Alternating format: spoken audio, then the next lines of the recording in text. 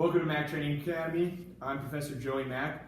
Today we're going to go through some details of finishing the armbar.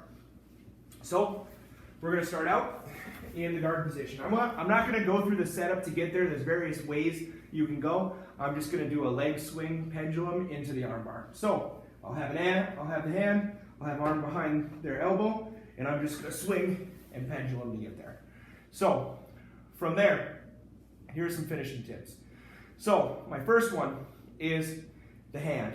Everybody talks about controlling the thumb, but the best way that I've found to control the thumb is what I call the bro hand, okay? So bro hand, what it would look like, we put our hands together, right, the bro hand.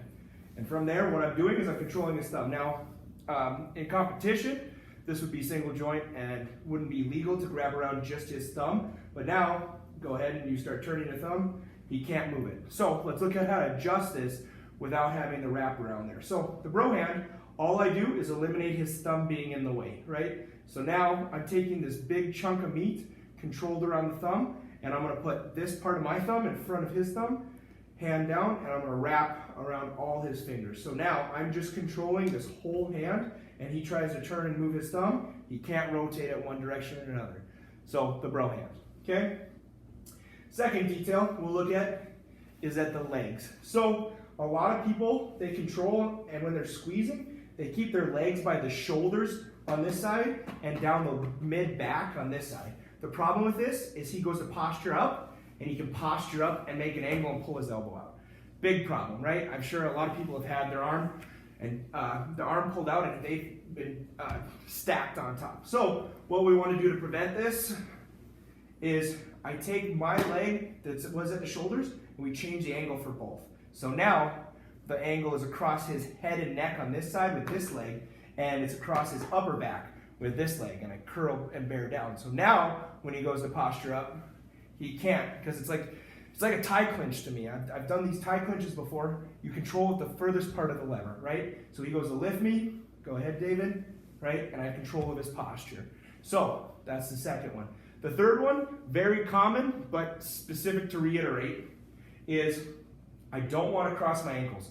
Most new people, and even some of the more advanced now, as you get better, there are finishes you can do from here, but for starting out, we don't want to cross our ankles because our knees aren't as close together, and now when I try to squeeze, I have all this space with the arm, right? And I don't want all that space. So what I'm going to do is I'm going to touch my ankles together. Let's turn just a little bit. I'm going to touch my ankles together, and then I want to act like I'm trying to squeeze my knees together. Now if you'll notice his hand, there's already tightness, right? If I'm here, there's space with my ankles crossed. I go to squeeze, now there's no space. Now when I go to lift, it's all tight within his arm. So those were the three options that you can use. There's the bro hand, there's adjusting your legs so that they're higher up towards his head and neck and upper shoulders, and then there's squeezing the knees so that the ankles don't cross. Ankle to ankle, knee to knee, squeezing tight to create that fulcrum. So, hope those help. Leave us a comment. Appreciate the subscription. Help us out to grow our YouTube channel.